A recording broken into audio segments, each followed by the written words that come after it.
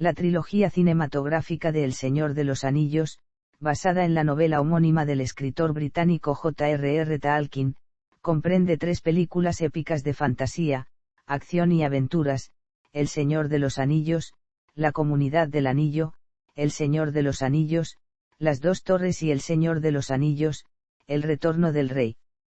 Las 3 películas fueron escritas, producidas y dirigidas por Peter Jackson, coescritas por Frank Walsh y Philip Pavoyens y distribuidas por New Line Cinema. Considerado como uno de los mayores proyectos cinematográficos nunca acometidos, con una recaudación global de más de 2.900 millones USD, el proyecto completo duró 8 años, con la filmación simultánea de las 3 películas y rodadas enteramente en la tierra natal de Jackson, Nueva Zelanda. Aun con algunas variaciones, la trilogía se ciñe en líneas generales a la trama principal de la novela sobre la que se basa. Ambientada en el ficticio mundo de la Tierra Media, sigue las aventuras del Hobbit Frodo Bolsón y sus compañeros en su misión de destruir el Anillo Único y asegurar así la aniquilación del Señor Oscuro, Sauron. Sin embargo, esa comunidad se rompe y Frodo continúa la aventura junto a su fiel compañero Sam y el traicionero Gollum. Por otro lado, el mago Gandalf y Aragorn, heredero en el exilio del trono de Gaande, se unen y lideran a los pueblos libres de la Tierra Media durante varias batallas contra las fuerzas del mal. La trilogía cosechó un gran éxito de taquilla. Las películas alcanzaron, respectivamente, los puestos 26º, 19º y 6º entre las más taquilleras de la historia. También fueron aclamadas por la crítica, al obtener un total de 17 premios Oscar, 10 premios BAFTA y 4 premios Globo de Oro, así como amplias alabanzas hacia el reparto y las innovaciones en lo referente a efectos especiales digitales. Cada película de la trilogía fue reeditada como versión extendida, lanzada un año después del lanzamiento en DVD de la versión proyectada en las salas de cine. Antecedentes. La primera vez que el neozelandés Peter Jackson tuvo conocimiento del libro El Señor de los Anillos ocurrió después de ver la película homónima de 1978, dirigida por Ralph Bakshi, la cual, disfrutó y quiso saber más al respecto. Tiempo después, cuando tenía 17 años de edad, leyó una edición basada en el libro durante un viaje en tren que duró 20 horas desde Wellington hasta Auckland.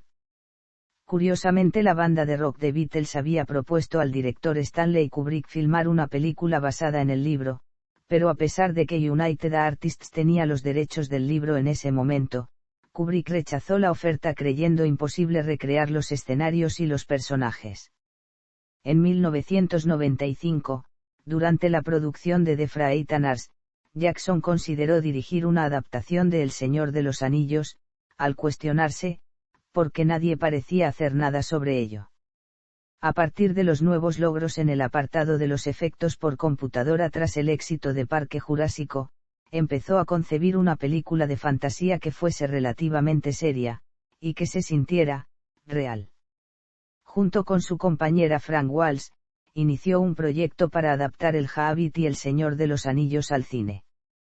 Su agente, Ken Cummins, les informó de que Southampton poseía los derechos de las obras desde principios de los años 1970, así que se pusieron en contacto con el presidente de Miramax Films, Harvey Weinstein, quien se mostró muy interesado por el proyecto.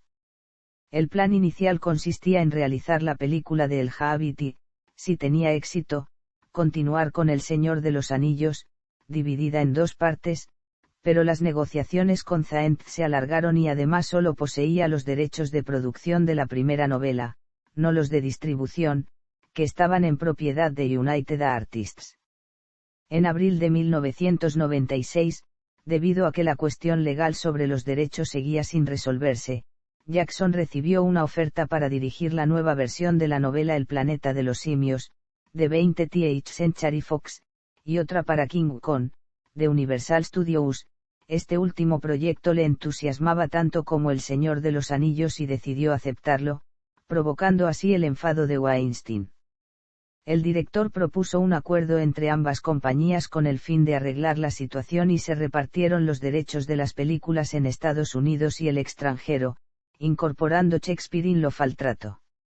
No obstante, surgieron problemas de itinerario en cuanto a la elección de locaciones para King Kong, por lo que optó finalmente por enfocarse en El Señor de los Anillos. Ante esto, Universal canceló el proyecto de King Kong y, el 22 de enero de 1997, Weinstein consiguió por fin los derechos de El Señor de los Anillos. Preproducción. Guion. Vínculo con Miramax. New Line Cinema y la trilogía. Producción. Diseño de producción y vestuario. Jackson comenzó el guión gráfico de la trilogía junto con Christian Rivers en agosto de 1997, asignándole al mismo tiempo a su equipo de trabajo las labores de diseño de la Tierra Media. El resultado fue una versión 2D en blanco y negro de la película, que incorporaba guiones animados filmados con imágenes, voces y piezas musicales temporales con tal de tener una visión más clara del estilo que tendría la trilogía. Para los efectos visuales, Jackson usó una pequeña cámara de vídeo para grabar los modelos de los sets, planeando en el proceso las secuencias de batalla que incorporaría luego en las cintas. La grabación de los sets miniatura le permitiría a su vez improvisar las secuencias de acción, como el colapso de la escalinata de Moria. Además, utilizó 40,000 soldados de juguete para el guión animado. Este proceso se repetiría en plena producción para añadir escenas como la de los Ents atacando Isengard, y el sitio de Minas Tirith en febrero de 2003. Poco después, contrató a Richard Taylor para que dirigiera a Betaworks y a App en el diseño de 5 elementos, las armaduras, el armamento, las prótesis / maquillaje, las criaturas y las miniaturas. Cuando el equipo de diseñadores de Betaworks y App comenzó a esbozar las primeras armaduras para las películas, no tenían demasiados conocimientos sobre el tema y carecían de un experto que les pudiera orientar. Por ello, los primeros diseños eran poco reales, aunque ya comenzaron a aparecer aspectos que se mantendrían en las armaduras definitivas. Con la incorporación al equipo de Alan Lee y John Howe experto en armaduras en noviembre de 1997, los diseños comenzaron a tomar forma. La mayor parte de las imágenes en los filmes se halla basada en sus muchas ilustraciones. Grant Major, diseñador de producción, tuvo a su cargo la tarea de convertir los diseños de Lee y Howe en modelos arquitectónicos, para lo cual comenzó a crear los sets, mientras que Dan Jena colaboró como director artístico buscando locaciones y organizando la construcción de los sets. La visión de la Tierra Media que tenía Jackson era descrita por Randy Cook como, de Harryhausen conoce a David Lean. Jackson quería un realismo descarnado y un vínculo histórico para la fantasía, por lo que intentó hacer que el mundo de la Tierra Media luciera razonable y creíble. Por ejemplo, el ejército de Nueva Zelanda ayudó a construir Hobbiton meses antes de que la filmación comenzara con tal de que la vegetación pudiera crecer hasta entonces. A su vez, las criaturas se diseñaron para ser biológicamente creíbles, tales como las enormes alas de las bestias caídas, que les ayudan a volar. En total, Betaworks y App creó un total de 48,000 piezas de armadura, 500 arcos y 10,000 flechas. Asimismo, produjo varias prótesis, tales como 1800 pares de pies Javid para los protagonistas, al igual que muchas orejas, narices y cabezas para el reparto. Gila Dixon fue contratada el 1 de abril de 1999 para dirigir la creación de los diferentes vestuarios. Dixon y otras 40 costureras más trabajaron en torno a más de 19,000 atuendos basados en la época. Debido al gran calendario de rodaje, se tenían que hacer 10 versiones de cada vestimenta, y después 30 más para maniobras, personas a escala y otros dobles, por lo que todos los diseños tendrían 40 versiones. Cada objeto fue diseñado especialmente por el Departamento de Arte de Beta. El Departamento de Arte tuvo mucho cuidado en lo que concierne a la naturaleza, tomando en cuenta la importancia hacia Tolkien, tal como trasladar las plantas de la ubicación de Edouras en un vivero. En ocasiones moldeaban figuras a partir de rocas reales y cortezas de árboles, al igual que colocar ramas en una estructura de acero con poliestireno para crear árboles más convincentes. Brian Massey dirigió el Departamento de Ecología, e incluso escribió un folleto sobre el crecimiento de los árboles cuando se quejó de los elementos de utilería, al describirlos, muy cónicos, para la Athlorian cuando el momento llegó para el bosque Fangorn. La numerosa utilería que se encuentra presente en la trilogía fue, en su totalidad, originalmente diseñada a diferentes escalas, por lo que muchos artesanos fueron contratados, destaca Jens Hansen tras haber creado 15 réplicas del anillo único. Las estatuas fueron esculpidas en poliestireno, aunque algunos modelos de tronos vistos en la trilogía efectivamente se elaboraron en mármol, piedra y madera como debían de ser debido a las descripciones de la novela. Se contrató además a Daniel Ribb para escribir y confeccionar libros, documentos, mapas, diagramas e inclusive grafitos de orcos que pueden notarse en las películas. Reparto. La siguiente tabla recoge una relación de aquellos personajes ficticios que intervienen de una manera más o menos activa en la trama de la trilogía con los actores que les interpretaron o que les prestaron su voz, incluyendo sus apariciones en las versiones extendidas de las películas. Personajes históricos. None. Rodaje. El rodaje principal de las 3 películas se realizó simultáneamente en Nueva Zelanda desde el 11 de octubre de 1999 hasta el 22 de diciembre de 2000, en un periodo de 438 días. Se realizaron rodajes menores adicionales anualmente desde 2001 a 2004. La trilogía se rodó en más de 150 localizaciones, con 7 unidades diferentes rodando, además de rodaje de sonido en los alrededores de Wellington y Queenstown.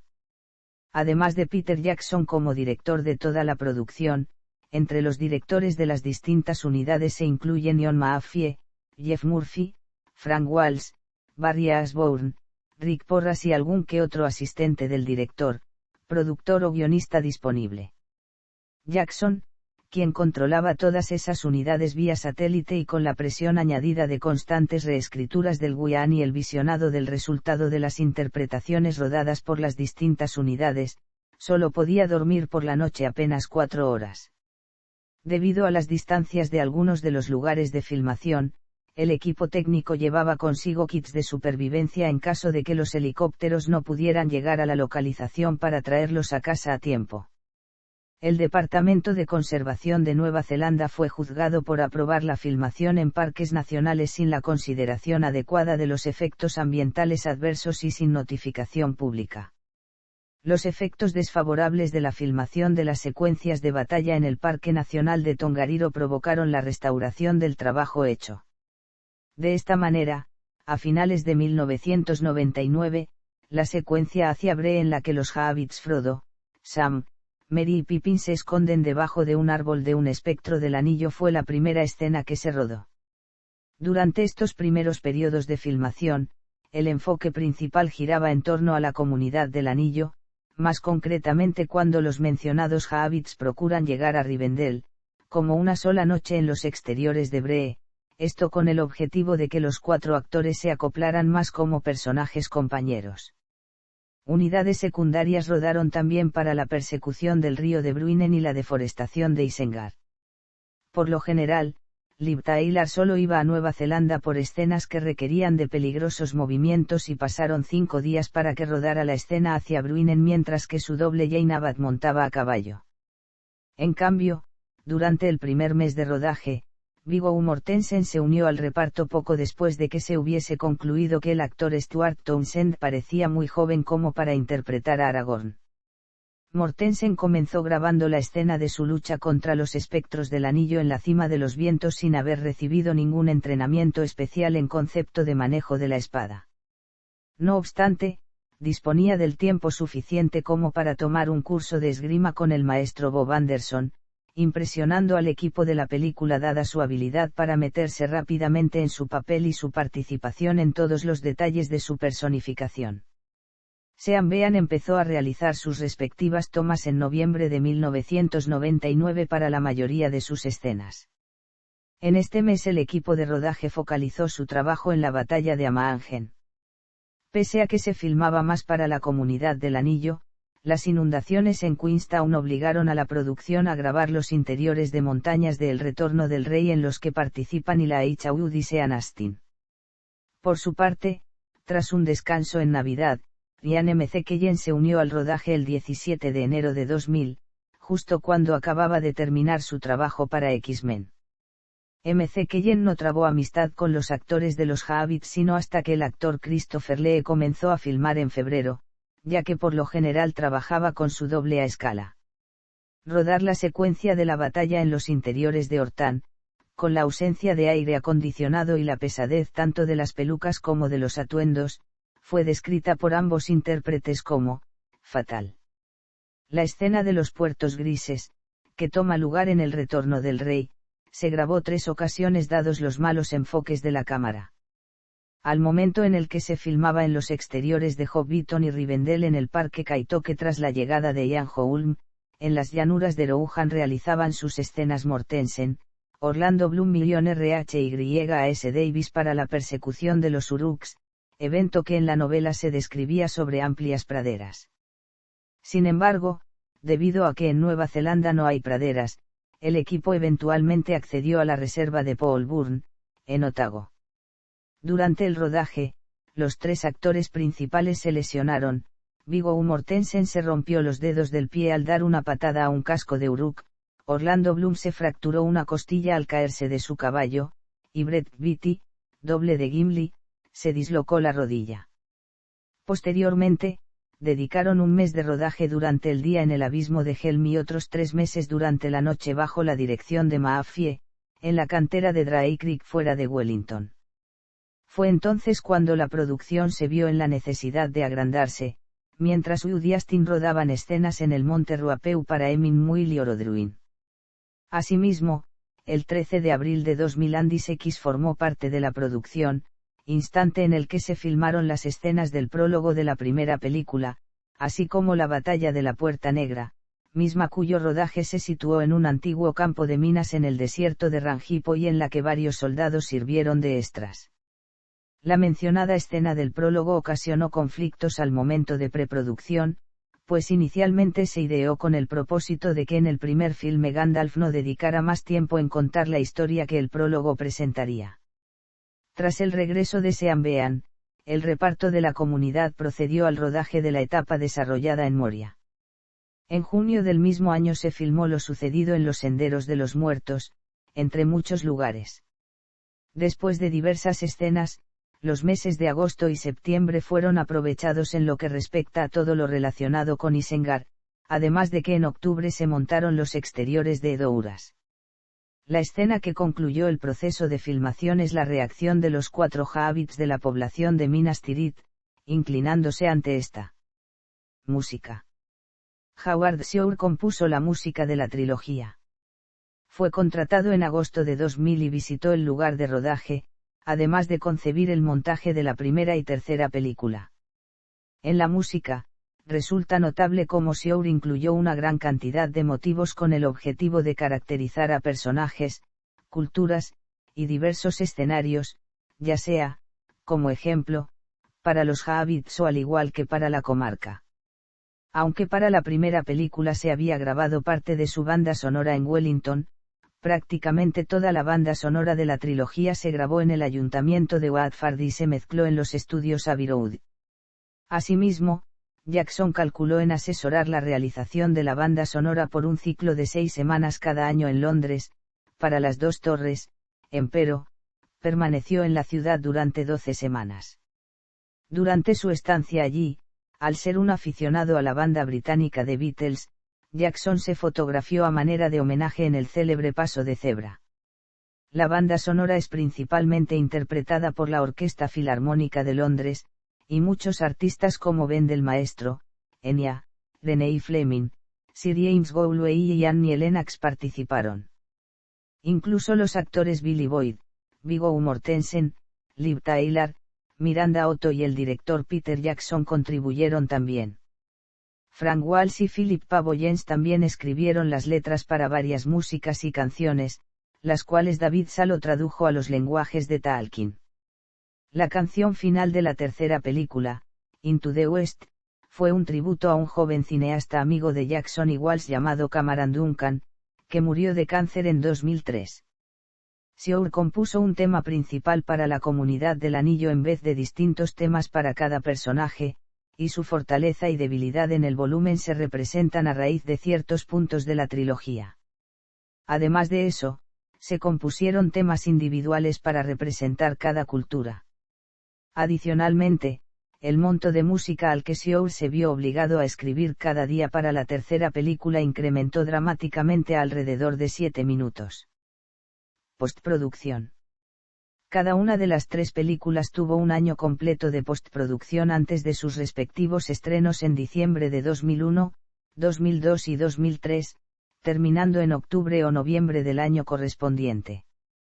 Tras ello, el equipo se ponía a trabajar inmediatamente en la siguiente película. En los últimos meses de cada uno de esos periodos, Jackson se mudaba a Londres para supervisar la grabación de la banda sonora y continuar el montaje, mientras seguían las discusiones con The Dorchester Hotel por el ordenador y los efectos digitales por una conexión a Internet de banda ancha desde los Pinewood Studios. Disponía de un enlace de Polycom de vídeo con sonido 5.1 para organizar reuniones, y solía escuchar la nueva música y efectos de sonido en cualquier sitio que estuviera. Las 3 versiones extendidas también tuvieron una apretada agenda de postproducción para completar los efectos especiales y la música al principio de cada año. Efectos especiales. Efectos visuales. Efectos de sonido. Montaje. Para reducir la presión sobre el último puesto de la cadena de postproducción, Jackson contrató directores de montaje diferentes para cada película. John Gilbert trabajó en La Comunidad del Anillo, Michael J. Houghton y Jaaves Olsen en Las Dos Torres, y Jamie Selkirk, consolidado colaborador de Jackson en trabajos previos, y Annie Collins en El Retorno del Rey. Los copiones diarios con las escenas rodadas de 1999 a 2002 a menudo duraban hasta 4 horas. Desde ellos se montó una primera versión en bruto de unas 4 horas y media por película. En total más de 1.800 kilómetros de película grabada se recortaron hasta las 11 horas y 23 minutos de duración que suman los 3 DVD en versión extendida. El montaje fue la operación final en la que las películas tomaron su forma definitiva, y durante la que Jackson se dio cuenta de que hasta el mejor script puede quedar en ocasiones redundante en la pantalla. Se vio obligado a retirar a diario escenas completas de múltiples tomas. El montaje de la primera película fue relativamente fluido, hasta que Jackson se descolgó con la idea de una versión extendida posterior, aunque tras un visionado en New Line fue necesario volver a montar el principio para introducir un prólogo. Las Dos Torres siempre fue calificada por el equipo como la más difícil de montar de las 3 películas, pues, no tenía principio ni fin, y contaba con la dificultad adicional de intercalar adecuadamente las líneas argumentales.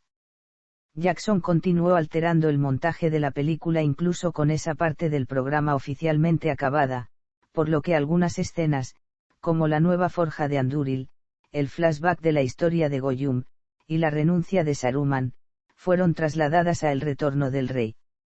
Más tarde, la renuncia de Saruman fue cortada del montaje para las salas al sentir Jackson que no era suficientemente efectista como para empezar con ella la tercera película. Como el resto de su postproducción, el montaje de la tercera película fue muy caótico. De hecho, la primera vez que Jackson vio la película acabada fue en el estreno de Wellington. Con todo, lo cierto es que gran parte del metraje rodado no se utilizó en las películas proyectadas en las salas, y ni siquiera en sus versiones extendidas en DVD.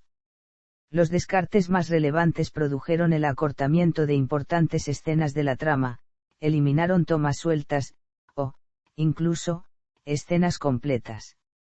Entre los primeros se pueden mencionar las siguientes escenas significativas que fueron concebidas más largas que el montaje final.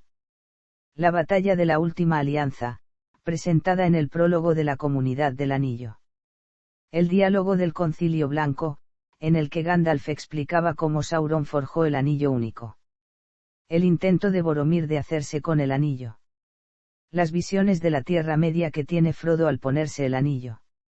La batalla en Parthgeylan, de los segundos, se pueden enumerar las siguientes tomas sueltas cortadas, conocidas por haber sido mencionadas por el equipo, o vistas en tráiler u otro material promocional. Una oscura imagen de los tráileres de dos jóvenes elfas jugando en Rivendell. Diversas tomas, mencionadas por el equipo en los comentarios de los DVD, de un animal molestando a Frodo y Sam en el bosque cerrado, y de los terceros, se enumeran las siguientes escenas completas desaparecidas de las películas. El ataque de los orcos de Moria sobre los Flets en las lindes de la Lothlórien después de que la compañía saliera de las minas. Gran parte del metraje de esta se pudo ver como material promocional del lanzamiento en DVD de la versión de las salas de la Comunidad del Anillo, en sus folletos, como material documental en los DVD de las ediciones extendidas y en las imágenes de cartas coleccionables. Un ataque de un Uruk-hai a Frodo y Sam en el río Anduin. Una visión de Faramir en la que se imagina a Frodo transformándose en una criatura similar a Gollum. Un combate entre Sauron y Aragorn en la Puerta Negra. En contra de lo aparente, la escena sí se incluyó en El Retorno del Rey, pero con un troll generado por ordenador ocultando la imagen de Sauron y sustituyéndole en la acción, pues Jackson pensó que la escena con Sauron era inapropiada. En ella se ve también a Sauron bajo la apariencia maravillosa de Annatar. El señor de los dones Peter Jackson ha comentado que le gustaría incluir algunas de estas últimas escenas no empleadas en una futurible, Ultimate Edition, de la trilogía, probablemente en alta definición. No serían insertadas en los montajes existentes de las películas, sino accesibles para su visionado independiente. Esta edición también podría incluir tomas descartadas. Lanzamiento y recepción. Rendimiento comercial. Producida con un presupuesto de 93 millones USD, El Señor de los Anillos, La Comunidad del Anillo debutó en cines el 19 de diciembre de 2001. Si bien algunos analistas de la industria del cine consideraban que un posible fracaso en recaudaciones de La Comunidad del Anillo provocaría que New Line Cinema fuese adquirida por Warner Bros., en su primer fin de semana en carteleras estadounidenses, recaudó un total de 47 millones USD, ganando en total 871 millones USD a nivel mundial durante su exhibición en 3.381 salas de cine. De esta forma, se convirtió en la segunda película con mayores recaudaciones de 2001, solo superada por Harry Potter y la Piedra Filosofal. Las Dos Torres debutó el 18 de diciembre de 2002, obtuvo 62 millones USD en su primer fin de semana en EU, y recaudó un total de 926 millones USD durante su paso por 3.622 salas de cine a nivel mundial.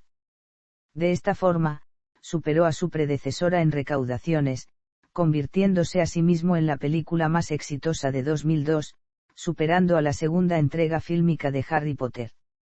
Tras su estreno el 17 de diciembre de 2003, la última película de El Señor de los Anillos recaudó 72 millones USD en su fin de semana inaugural en los Estados Unidos, convirtiéndose finalmente en su momento en la segunda cinta más exitosa de todos los tiempos, al recaudar $1.119 millones a nivel mundial en las 3.703 salas de cine donde se proyectó, solo por debajo de Titanic. La trilogía cinematográfica de El Señor de los Anillos es una de las 5 franquicias de medios más exitosas en la historia del cine, siendo superada por las películas de Harry Potter, James Bond, Star Wars y el UCM, sin tomar en cuenta los ajustes respectivos por inflación, mientras que en espectadores ocupa la sexta posición con un total de 2,9 millones de entradas vendidas. No obstante, es la trilogía fílmica con mayores recaudaciones de todos los tiempos a nivel mundial, superando a otras como las 2 trilogías de Star Wars, Piratas del Caribe, los filmes de Spider-Man dirigidos por Sam Raimi y Parque Jurásico. En total, recaudó 2.910 millones USD. Clasificación de la película en la lista de filmes más taquilleros de la historia. Crítica. La mayor parte de la crítica ha elogiado la trilogía. Kenneth Turan, de Los Angeles Times, escribió que, las películas de El Señor de los Anillos no encontrarán pronto, si es que ocurre, su igual. Ian McKellen, Sean Astin, Sean Bean, Andy Serkis y Bernard Hill sobresalieron en varias encuestas por sus actuaciones, mientras que los efectos especiales de las escenas de los enfrentamientos y el personaje de Gollum se convirtieron en dos de los rasgos mejor recibidos por la crítica.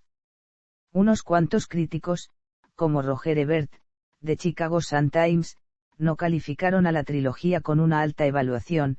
Si bien Ebert aplaudió los efectos especiales, se mostró exigente con la historia, y de hecho ninguna de las cintas apareció en sus listados top 10 de sus respectivos años. El trabajo de adaptación llevado a cabo para volcar el contenido de la obra de Tolkien en formato cinematográfico ha sido objeto de controversia. Aunque se reconoce el esfuerzo llevado a cabo en adaptar un guión de estas características, así como la dificultad del proyecto, se ha criticado la existencia de cambios y añadidos que van más allá de las meras necesidades de metraje. En particular, los cambios en algunos personajes o la presencia de los elfos en el abismo de Helm. El propio Jackson no ha tenido problemas en reconocer este hecho. Traduciendo sus palabras, no es realmente El Señor de los Anillos, pero pese a eso es una gran película. Tras su estreno, La Comunidad del Anillo obtuvo aclamación universal por parte de la crítica. Ebert señaló, Peter Jackson ha hecho un trabajo de, y para, nuestra época. Será amado, sospecho, por muchos fanáticos de Tolkien y tendrá los aspectos del cine de culto. Es candidata para varios premios Oscar. Es una producción asombrosa en su audacia y amplitud, y hay pequeños toques que son simplemente correctos. A su vez, USA Today le dio una evaluación positiva y dijo en su reseña, esta versión fílmica de un libro amado debería complacer tanto a los devotos como a los aún no conocedores del libro. Algunos críticos que no se consideraban seguidores del material original de Tolkien elogiaron igualmente la producción. Elvis Mitchell, de The New York Times, mencionó, la festiva dirección inicial del Sr. Jackson brinda un toque fresco y vivo que normalmente no se viene a la mente cuando el nombre de Tolkien es mencionado. De manera similar Lisa Schwarzbaum, de Entertainment Weekly, escribió, el reparto puede asumir sus roles con modestia, indudablemente, pero Jackson lo hace fácil para ellos, su comunidad fluye, nunca desvaneciéndose por el bien de su propia belleza admirativa. Cada detalle de la cinta me absorbió. Quizá nunca he hojeado una página de Tolkien, pero conozco el encanto cuando lo veo. Mientras tanto, las actuaciones de Mortensen y M.C. Kellen fueron destacadas por Rita Kempley, de The Washington Post, comparando al personaje de este último con el de Merlín. Peter Travers, de Rolling Stone, subrayó, es la emoción que hace que la comunidad se quede incrustada en el recuerdo. Jackson merece disfrutar su éxito. Ha hecho una película de 3 horas que deja al espectador con ganas de más. No obstante, Peter Bradshaw, de The Guardian, notó algunos aspectos negativos en la película. En su reseña apuntó, hay un ritmo en la historia que conlleva una serie de complicaciones, una percepción de que nada ocurre, lo más desconcertante posible debido al contexto mítico cuajado e indigesto que tenemos que comprender para que al final nada ocurra en lo absoluto. Por otra parte, Las dos torres logró primordialmente críticas positivas. J.R. Jones, de Chicago Reader, señaló que esta continuación tiene, más detalles gráficos en sus escenas violentas y más fantasía en sus efectos digitales que la primera parte. A su vez David Ansen, de Newsweek, se mostró impresionado por la producción, ya que consideró que, a pesar de haber sido estrenada un año después de la primera parte, mantiene la atención del espectador de una manera semejante a la cinta predecesora. Uno de los aspectos mejor recibidos por la crítica fue la incorporación de Gollum, una criatura creada completamente con efectos por ordenador, la cual algunos medios catalogaron como un importante logro en el rubro de los efectos especiales. Si bien las escenas de las batallas fueron elogiadas por su calidad visual, varios críticos consideraron que eran redundantes y extensas, lo cual le restaba parte del sentido mitológico que envolvió a la producción previa. De acuerdo a Ion Puchiou, del sitio web de VD Town, amé La Comunidad del Anillo, al igual que Las dos torres. A pesar de sus extensas secuencias de batalla, especialmente al final, la consideré muy estimulante. Quizá no tenga el encanto de la primera película, pero no significa que no sea encantadora. Mi reacción, en todo caso, es en contraste a la mayoría de mis viejos estudiantes que vieron la película en ese entonces. Ellos disfrutaron aún más la constante acción presente en las dos torres sobre la calma relativa de la comunidad. Cada quien. La gran mayoría de los críticos concluyeron que El Retorno del Rey ofrece más elementos de acción, mitología y fantasía que las dos cintas previas. Peter Howell, de Toronto Star, detalló: completa la trilogía de forma magnífica, y todo el honor y los elogios se deben a las mentes visionarias detrás del proyecto. Según el sitio web Urban Cinephile, la tercera y última parte de la serie es un cuento de héroes unidos por una amistad. La relación especial entre los Hobbits Frodo y Sam nos conquistó a la mayoría. Mientras tanto, Scott Weinberg, de DVD Talk, destacó: tomaría 30 años y 40 relanzamientos antes de que se pudiera hallar algo malo que decir sobre El Retorno del Rey. Cam Williams, del semanario Princeton Town Topics, dijo: un final absolutamente absorbente que consolida a la trilogía posiblemente como la mejor fábula mítica jamás llevada a la pantalla grande. Para Garth Franklin, del sitio web Dark Horizons, El Retorno del Rey es una experiencia cinematográfica que te será imposible olvidar prácticamente. Es más que un cierre necesario a una de las franquicias más grandes de todos los tiempos.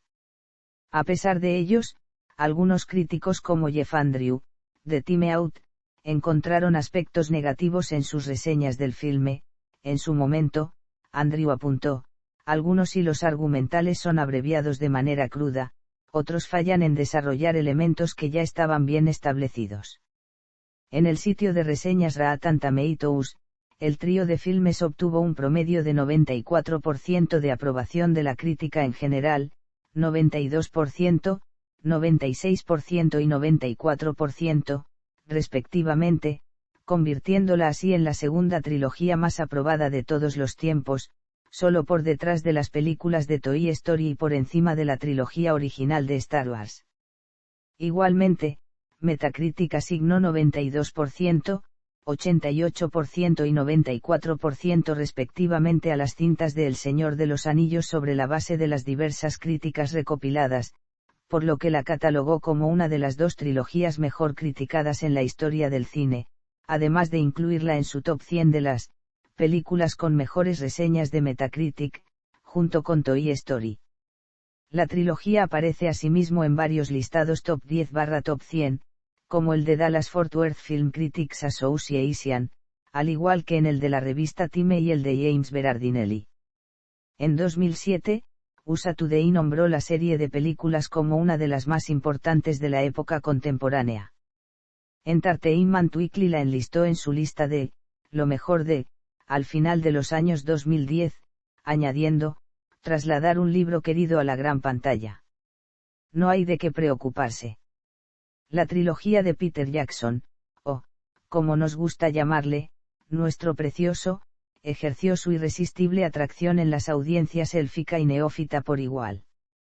En otro listado elaborado por Time, la trilogía se posicionó en el segundo lugar de las mejores películas de la década. Premios. Las tres películas en conjunto fueron nominadas para un total de 30 premios Oscar, de los cuales ganaron 17, estableciendo un récord para una trilogía cinematográfica. Además, El Retorno del Rey estableció el récord de 11 premios ganados por cada una de las categorías en las que fue nominada y consiguió otra proeza al empatar el récord de mayor número de premios Oscar ganados que poseían Ben-Hur y Titanic. Aunque ninguna de las tres películas consiguió ganar ningún premio en las categorías de mejor actuación, Ian McKellen fue el único de los actores de la trilogía en ser distinguido con una nominación por la Comunidad del Anillo. Además de los premios Oscar, cada película obtuvo su respectivo galardón MTV Movie de Mejor Película, así como el de Mejor Presentación Dramática, en los premios Hugo. Asimismo, la primera y la tercera cinta se hicieron acreedoras a un BAFTA como Mejor Película, en sus respectivos años. Es importante mencionar que la banda sonora de Las Dos Torres no obtuvo ninguna nominación debido a una regla que prohibía la nominación de un compilatorio que incluyera música de otra banda sonora previa. No obstante, este impedimento se anuló poco después, por lo que el material musical de El Retorno del Rey sí pudo recibir su nominación, y eventual galardón, en el rubro de Mejor Banda Sonora. La organización New York Film Critics Circle premió a su vez a El Retorno del Rey como Mejor Película, en su ceremonia de premiación de 2003, conducida por el crítico Andrew Johnston, líder del organismo en ese entonces, quien la catalogó como una obra maestra cinematográfica. A continuación, se señala el número de premios y nominaciones que obtuvo en total cada una de las películas de El Señor de los Anillos.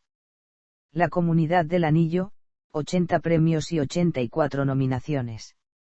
Las Dos Torres, 72 premios y 76 nominaciones. El Retorno del Rey, 118 premios y 68 nominaciones. Reacciones a las modificaciones de la novela. Aunque los filmes fueron bien recibidos por la crítica y por la audiencia, algunos seguidores del libro han manifestado que estos presentan ciertos cambios. Varios también han denunciado el borrado masivo del penúltimo capítulo de la novela, The Scouring of the Shire, el cual Tolkien sintió en su momento que era temáticamente necesario. Wayne G. Hammond, un reconocido académico de Tolkien, dijo de las primeras dos cintas. Algunos seguidores de la novela que se han manifestado en desacuerdo con tales cambios han producido versiones editadas no oficiales de los filmes, en donde removieron muchas de las modificaciones para así mantener el contexto lo más cercano al material original. El resultado es una versión de 8 horas de duración en su totalidad denominada The Lord of the Rings, The Purest Edition. No obstante, los que apoyan la trilogía consideran que esta es una digna interpretación del libro y que la mayoría de las modificaciones eran necesarias.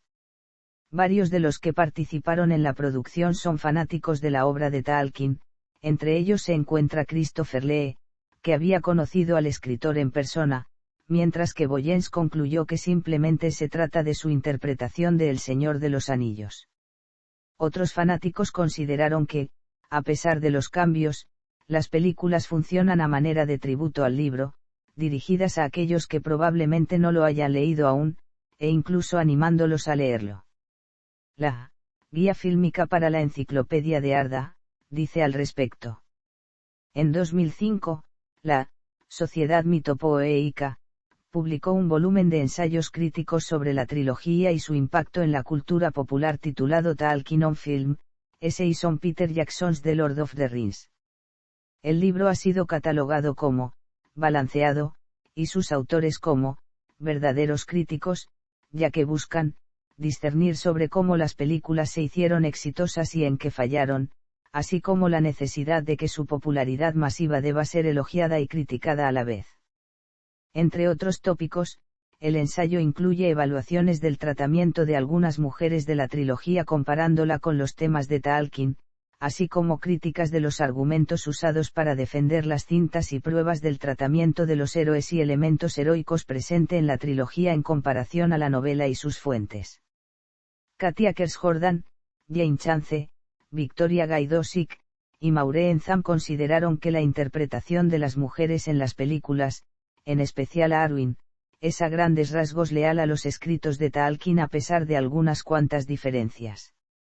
David Bradman criticó varios argumentos al defender las películas como meras adaptaciones, considerando que, se trata de la visión de Jackson, no la de Tolkien, pero en verdad trabajaron muy duro en ella, atrae a nuevos lectores al libro. El filme perfecto habría durado 40 horas en total, y, el libro todavía está en la repisa. Además, añadió en su reseña que, Peter Jackson tiene la comprensión de un niño de 9 años de edad sobre Tolkien, dándole a las películas, una nota en los efectos visuales y utilería, una B como piezas independientes de trabajo separadas del libro, una C en apego al material Tolkien, y una D en el apego al espíritu y tono de Tolkien. A su vez, Dan Timmins detalló que la lógica interna y los temas empleados en las películas no son determinados por la interpretación de Frodo, personaje que consideró que era débil en relación al original creado por Tolkien. Keila M. Kinney-Wiggins opinó que las cintas malinterpretan la naturaleza de los héroes explicada en los escritos de Tolkien y en su material fuente debido a un cambio en el enfoque de la evolución de los personajes hacia una aventura de acción. Janet Brennan Croft criticó las películas usando los propios términos de Tolkien, anticipación, y achatamiento, las cuales utilizó el escritor para criticar a un guión propuesto tiempo antes para una eventual adaptación. Así, contrasta la sutileza de Tolkien con la tendencia de Jackson de revelar demasiadas cosas en poco tiempo. Mercadotecnia. El tráiler promocional de la trilogía se estrenó el 27 de abril de 2000, y estableció un nuevo récord en cuanto a cantidad de descargas, al registrar un total de 1,7 millones de hits dentro de las primeras 24 horas de su debut. El tráiler utilizó algunas piezas de las bandas sonoras de Braveheart y de Shawshank Redemption, entre otras. En 2001, 24 minutos de escenas de la trilogía, primordialmente de la secuencia de las minas de Moria, se exhibieron en el Festival de Cannes obteniendo buenas críticas. La exhibición anterior se llevó a cabo en una área diseñada a manera de la Tierra Media. Justo antes de la escena de los créditos finales de la Comunidad del Anillo, se insertó un preview de El Señor de los Anillos, Las Dos Torres. Poco después, se estrenó un tráiler promocional con música regrabada del filme Requiem for a Dream. Finalmente, el tráiler promocional de El Señor de los Anillos, El Retorno del Rey se insertó exclusivamente en los segmentos previos a la exhibición de la cinta Second Hand Lions, de New Line Cinema, estrenándose el 23 de septiembre de 2003. Se han producido numerosos artículos inspirados en la franquicia fílmica, que van desde juguetes a réplica de espadas y mapas, hasta líneas de figuras de acción, juegos de mesa, libros que hablan acerca de la producción o del diseño artístico de la trilogía, y audiolibros, calendarios, calcomanías, almohadas, sábanas, ropa, entre otra diversidad de productos. En cuanto a utilería usada en el rodaje de las cintas, cabe destacarse que el anillo dorado de 14 quilates, que se usó para producir réplicas que se usaron en la producción de la primera película, y que representó al anillo único, se puso en subasta en el sitio alemán de la tienda virtual eBay. Las ganancias obtenidas por su venta se donaron a una organización regional que atiende a niños con cáncer. Las respectivas licencias de los productos derivados de El Señor de los Anillos, que según estimaciones han sido usadas por más de 300 compañías a nivel internacional, han estado en poder de empresas como Electronic Arts y Warner Bros. Games Workshop, Danbury Mint, Yadro, Royal Salangar, Hasbro, Toy Biz, Burger King, por mencionar algunas.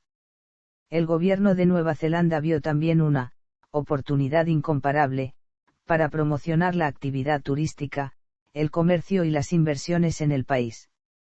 De hecho, tras el debut de la Comunidad del Anillo en el West End, de Londres, se organizó una cena con el reparto estelar en donde se ofrecieron bebidas producidas por compañías neozelandesas, como Montana y Frucor. Aunado a esto, se promocionaron viajes a lugares que sirvieron como locaciones, como el caso de las Dos Torres en que se ofrecieron viajes guiados a la locación de Hobbiton. Si bien al principio New Line Cinema no estaba de acuerdo con esto, ya que, la conexión de la Tierra Media con Nueva Zelanda destruía el misterio de las películas, al final accedió. Dave Daimoff, vicepresidente ejecutivo de New Line Cinema, afirmó que, se trató sobre dejar que el mercado se estableciera por sí solo, y funcionó maravillosamente. La revista estadounidense The Hollywood Reporter estimó que, hasta 2004, se habían obtenido ingresos de hasta $200 millones USD producto de las ventas de artículos relacionados con los filmes de Jackson. Si se toma en cuenta la distribución en formatos de vídeo, New Line Cinema calculó que la cifra se incrementaba a $500 millones USD. En 2003, la Licensing Industry Merchandisers Association reconoció a la franquicia de películas y sus productos derivados como la mejor marca de entretenimiento en ese año. Productos Collectionables. Se han lanzado productos para coleccionistas distribuidos por Beta Digital y producidos en asociación con Sideshow Collectables, y que están basados en los escenarios de las películas. Igualmente, existen estatuillas, placas, bustos y armas a escala. Por otra parte, tanto Beta como Sideshow produjeron una línea de reposalibros acompañados de una edición de El Señor de los Anillos. Otros productos Collectionables incluyen sillas, una máquina pinball, estampas y monedas.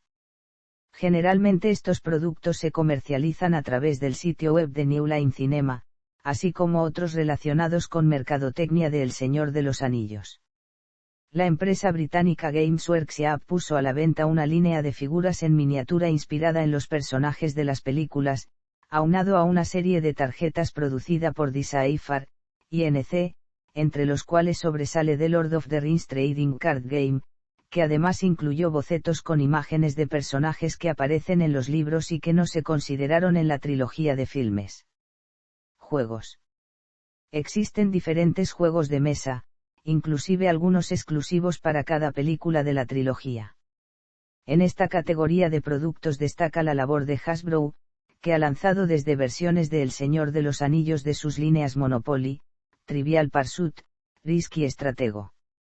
De forma similar, se han producido tableros de ajedrez y de backgammon.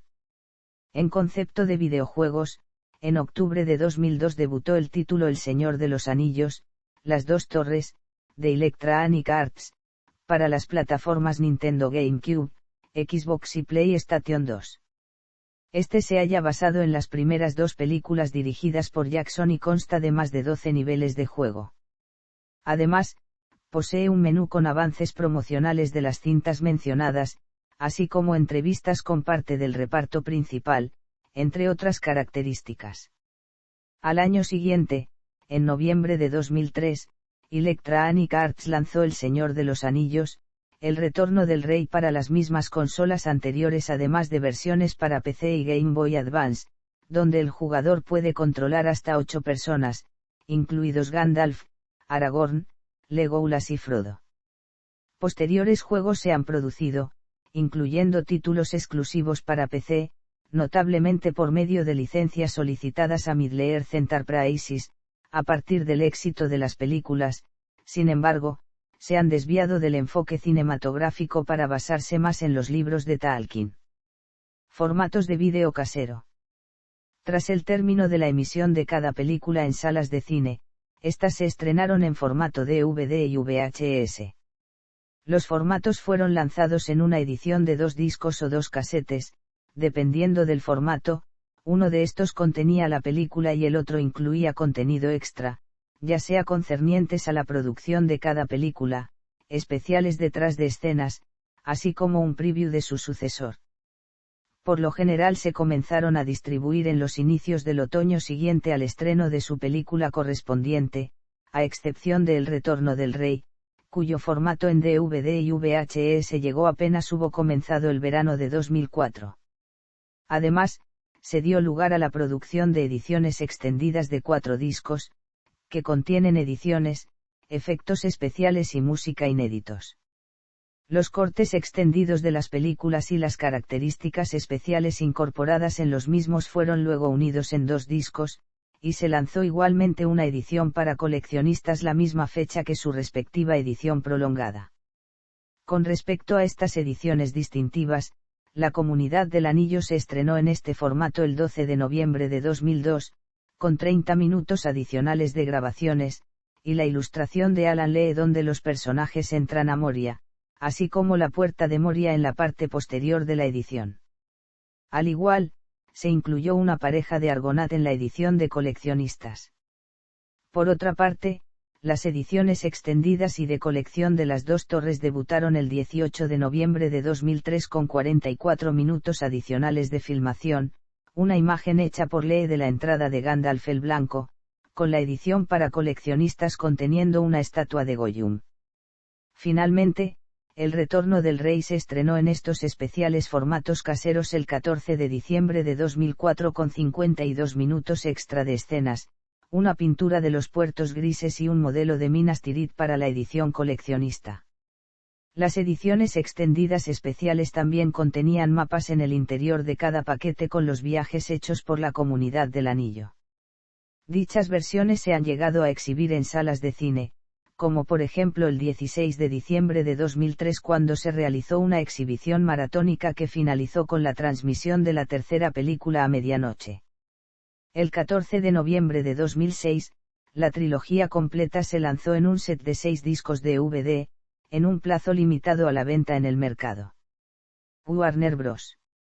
Lanzó las versiones cinematográficas de la trilogía en formato Blu-ray en un set compilatorio el 6 de abril de 2010, el conjunto incorporó más de 7 horas de contenido extra en un total de 9 discos, entre las cuales se incluyó la adaptación cinematográfica de 1978 dirigida por Ralph Bakshi.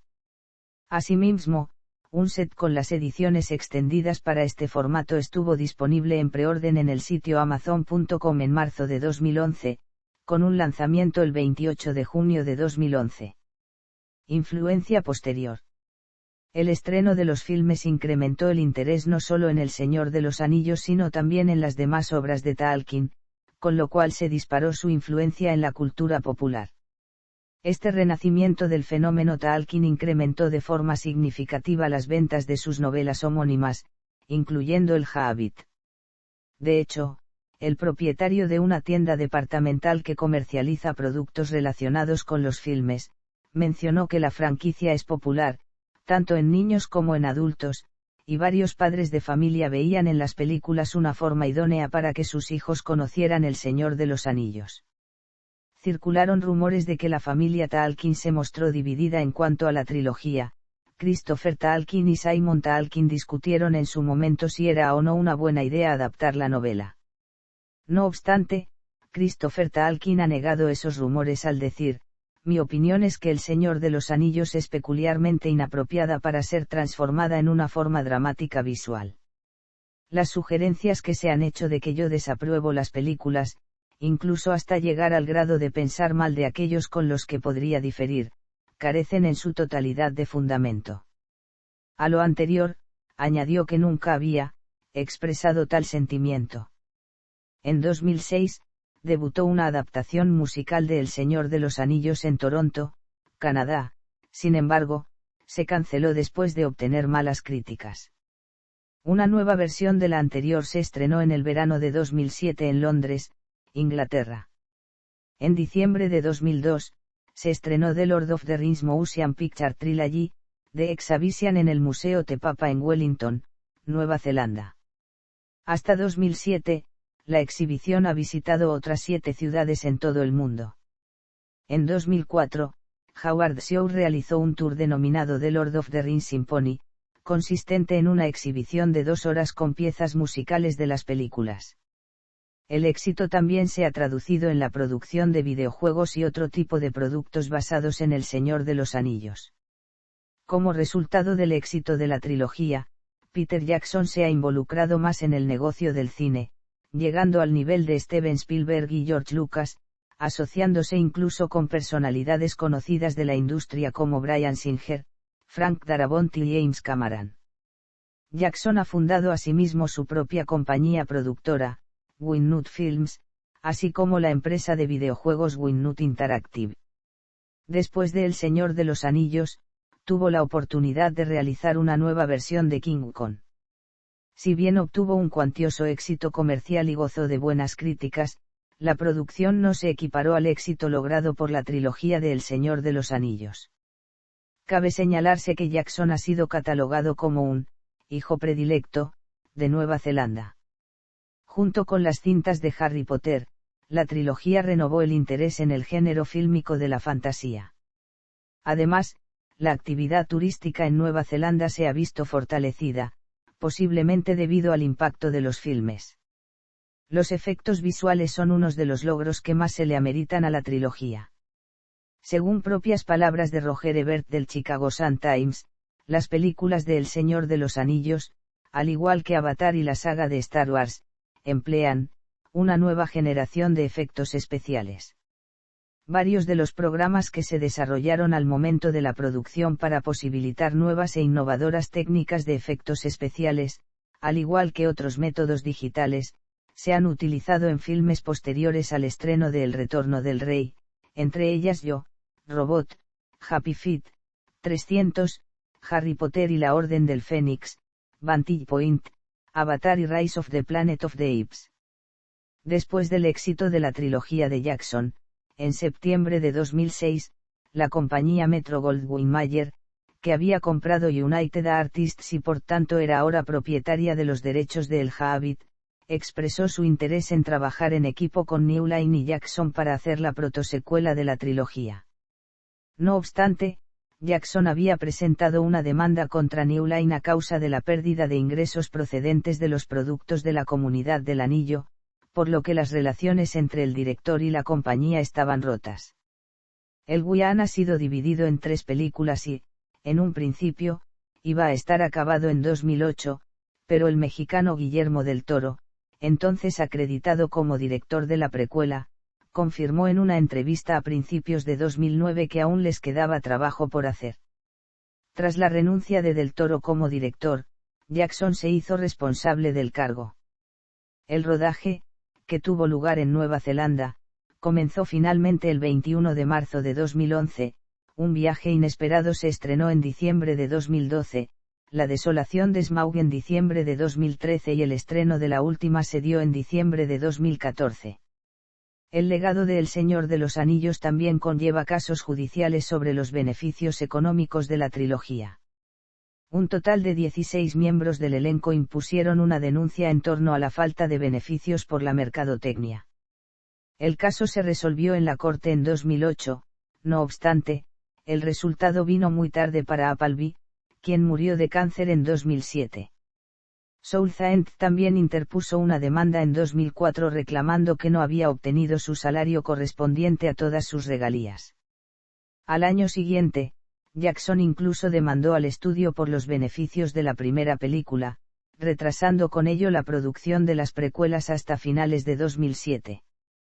El Tolkien Trust denunció en febrero de 2008 una ruptura del acuerdo original de Tolkien sobre los derechos de su obra, que le harían ganar el 7,5% de las recaudaciones totales de cualquier adaptación cinematográfica de su material. El Trust buscó una compensación de 150 millones USD. Un juez les negó esta opción, aunque sí les permitió ganar la compensación a partir del hecho de que el estudio ignoró los acuerdos del contrato. El 8 de septiembre de 2009, surgió una disputa entre The Trust y New Line que se pensó podría haber afectado la producción de la nueva adaptación cinematográfica de El Hobbit. Véase también. Las mejores películas de todos los tiempos. El Señor de los Anillos. El Señor de los Anillos, La Comunidad del Anillo. El Señor de los Anillos, Las Dos Torres. El Señor de los Anillos, El Retorno del Rey. Trilogía de El Hobbit. El Señor de los Anillos. Fuentes.